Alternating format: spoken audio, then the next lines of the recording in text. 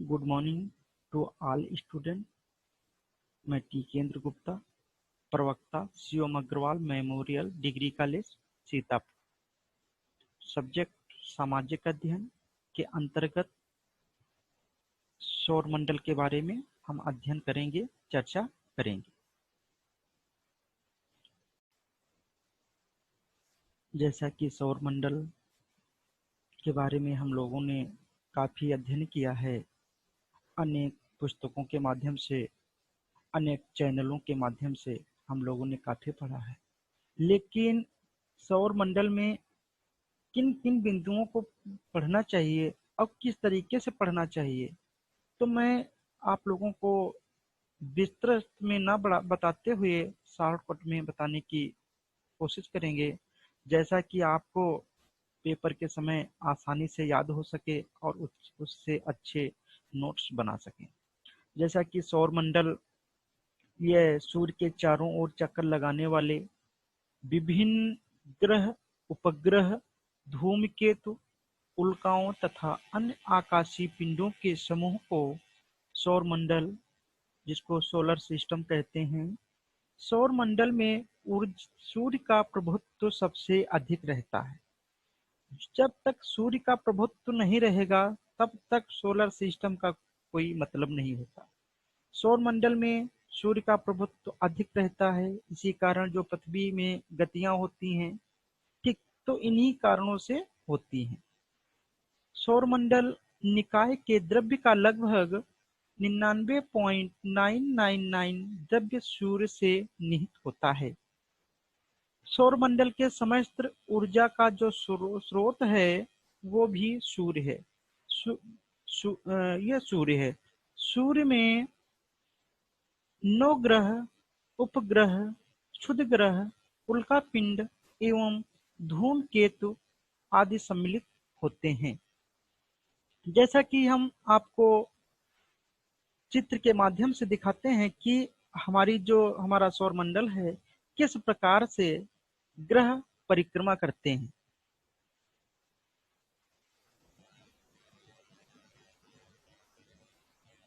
ये सूर्य से बढ़ती दूरी के अनुसार ग्रहों के नाम याद करने का जो तरीका है उसको हम इस प्रकार रखते हैं, जैसे पहले बुध, फिर शुक्र, पृथ्वी, मंगल, बृहस्पति, शनि, अरुण, वरुण, नेपच्यून और प्लूटो।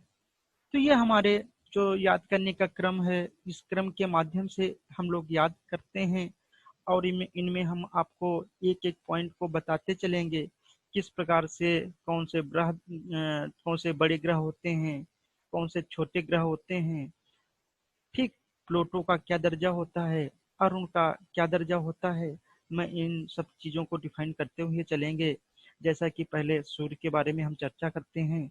सूर्य एक तारा है जो पृथ्वी के लगभग 15 करोड़ किलोमीटर दूर स्थित है।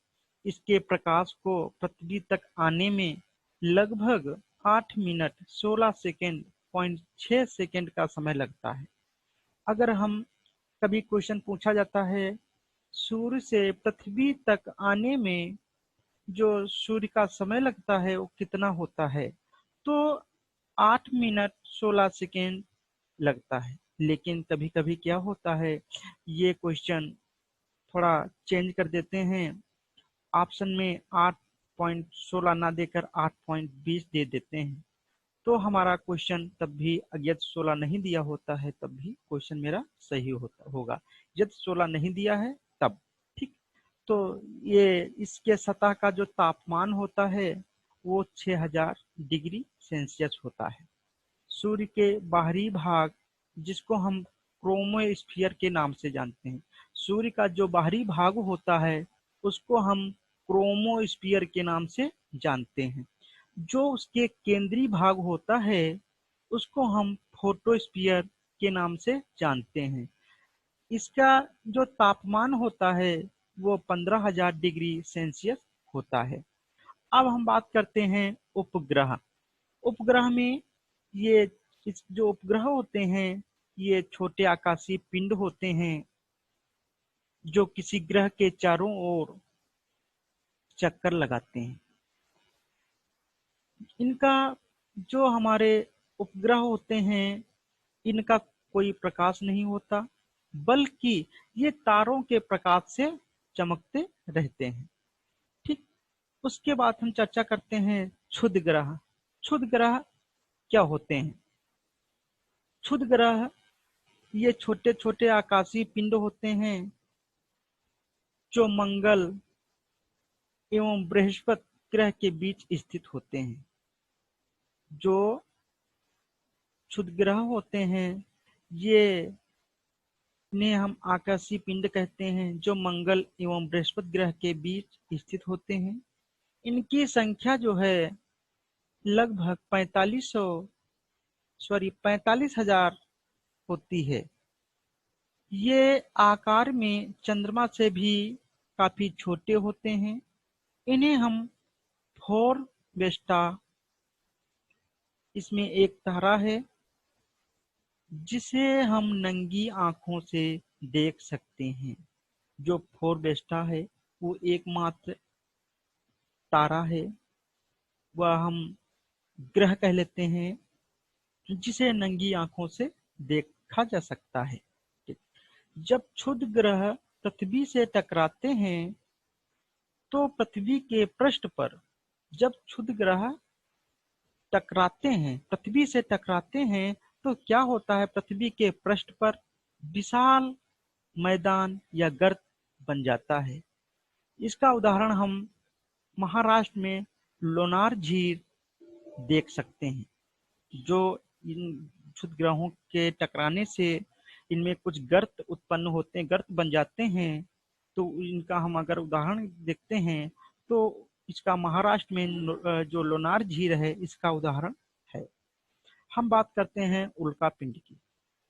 ठीक, उल्का ये रात में टूटते हुए तारों की भांति प्रतीत होते हैं।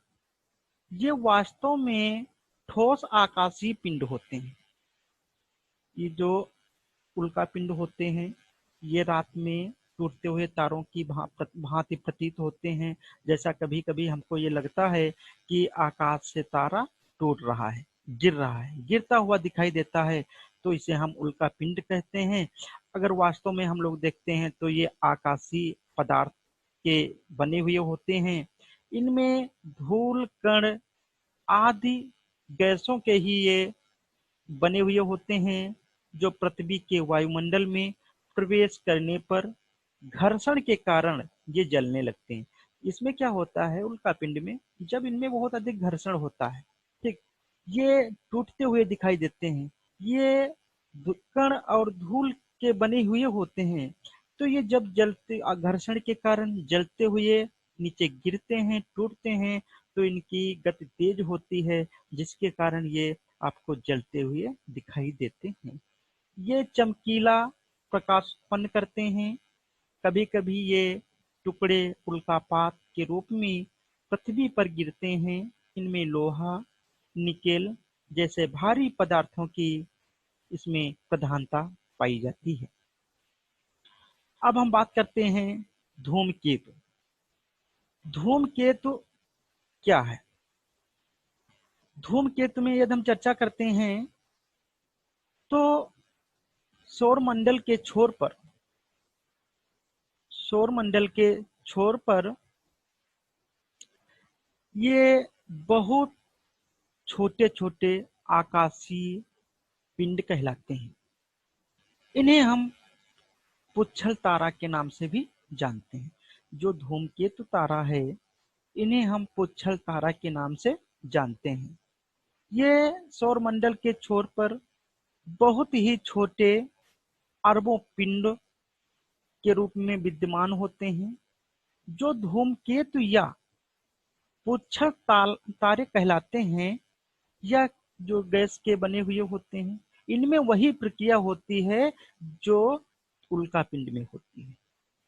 ये भी धूल के कण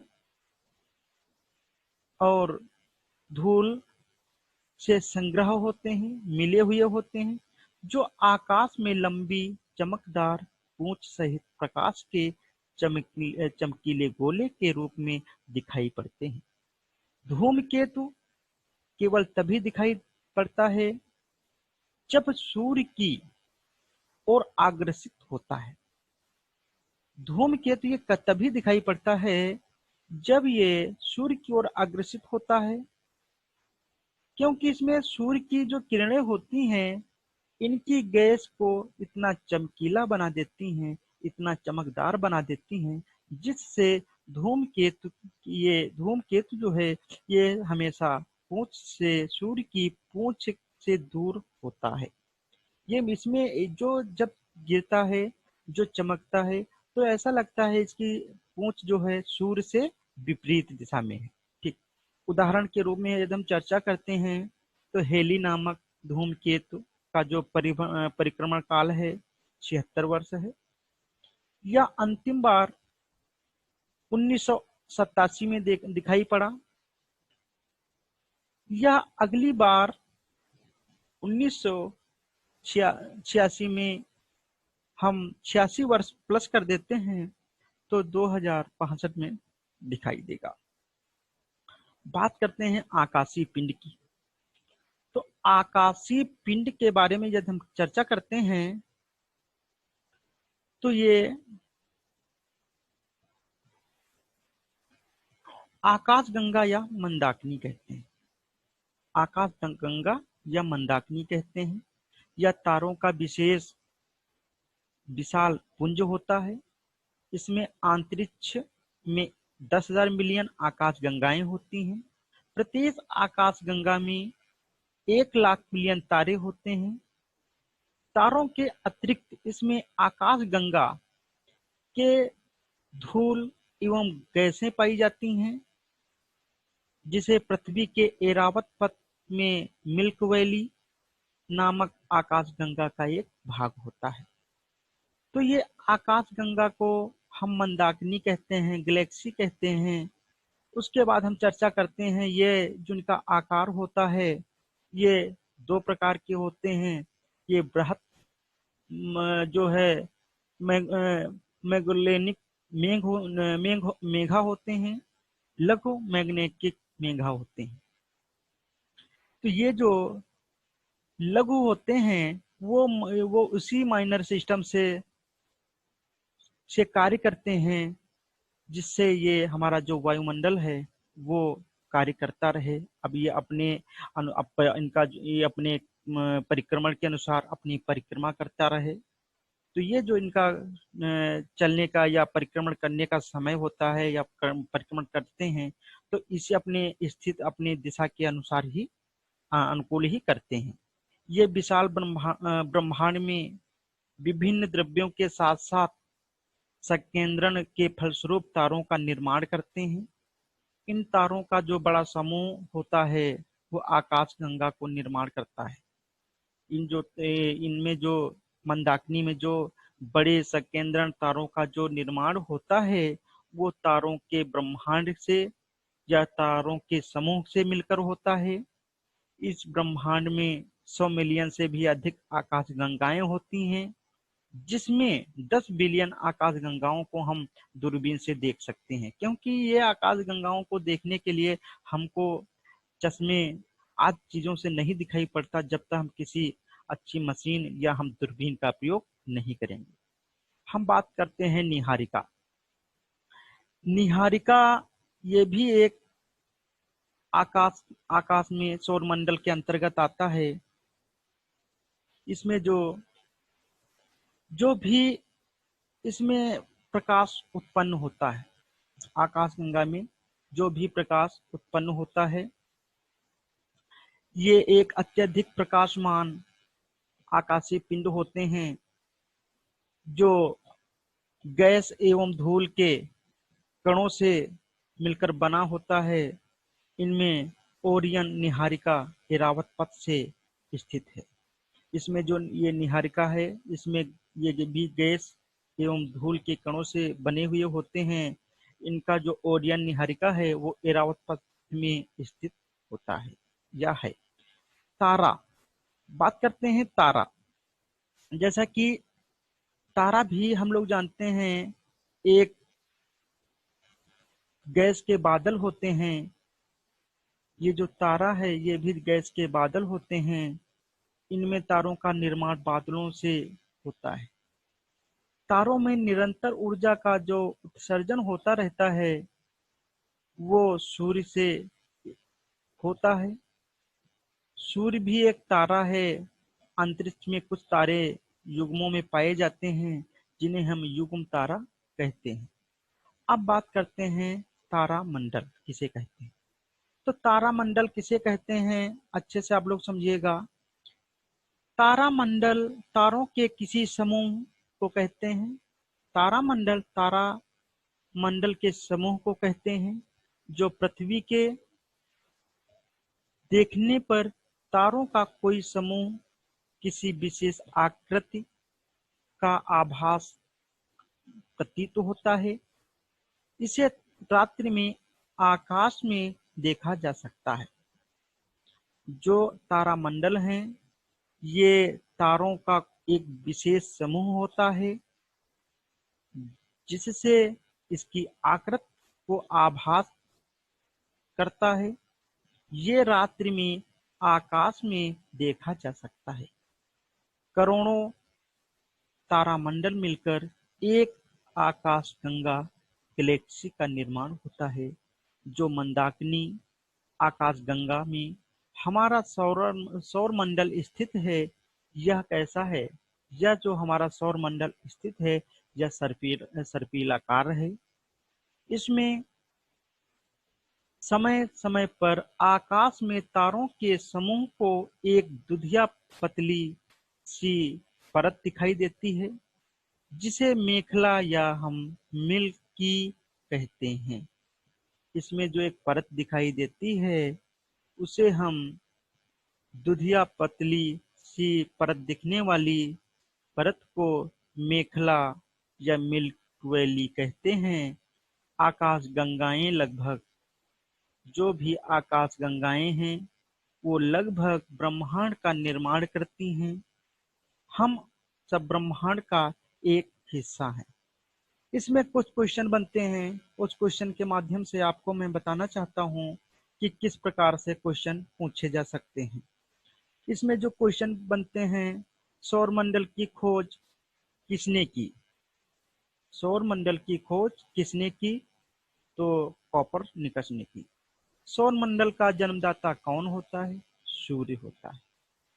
सूर्य दुग्ध मेखला के केंद्र में लगभग 30,000 प्रकाश वर्ष की दूरी पर स्थित है। सूर्य दुग्ध मेखला मंदाकिनी के केंद्र के चारों ओर 250 किलोमीटर से परिक्रमा करता है।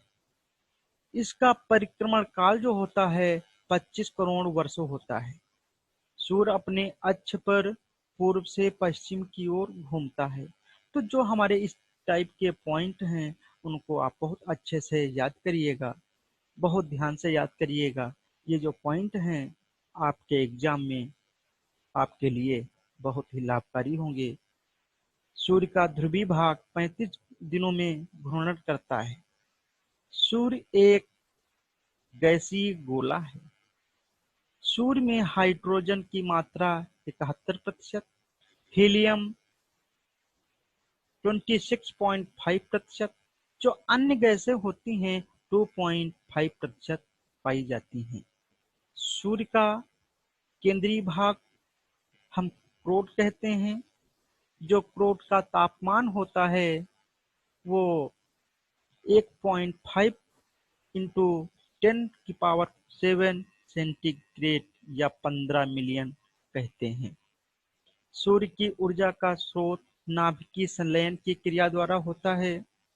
सूर्य की जो तृप्तिमान जो सतह है, सतह को हम प्रकाश मंडल कहते हैं।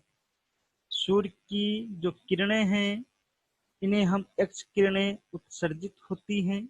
सूर्य में कौन सी किरणें उत्सर्जित होती हैं, तो आपका आंसर अगर हम आंसर जो है एक्स किरणें सूर्य में उत्सर्जित होती हैं। सूर्य की उम्र 5 मिलियन वर्ष है। देखिए सूर्य की जो उम्र है वो 5 मिलियन है। ठीक जैसा कि उम्र इसकी 5 मिलियन हो गई। अभी एक क्वेश्चन बनेगा कि सूर्य का ऊर्जा देने रहने का जो समय है 10 मिलियन है। देखिए, कहने का मेरा तात्पर्य यह है, जो उसकी उम्र है वो 5 मिलियन है। उम्र की ऊर्जा देने का जो समय है, मतलब ये भी नष्ट हो जाती है, समाप्त समाप्त हो जाती है। तो ये जो तब भी ये 5 वर्ष अधिक, 5 मिलियन वर्ष अधिक जो है ये ऊर्जा प्रदान करती रहेगी। ठीक। जब सूर्य की सतह पर धब्बा दिखाई पड़ता है उस समय पृथ्वी पर चुंबकीय झंझावात उत्पन्न होता है। ठीक। तो ये आज के मुख्य जो पॉइंट थे, इससे संबंधित जो टॉपिक होगा उसके बारे में हम चर्चा नेक्स्ट डे करेंगे। आज के लिए धन्यवाद।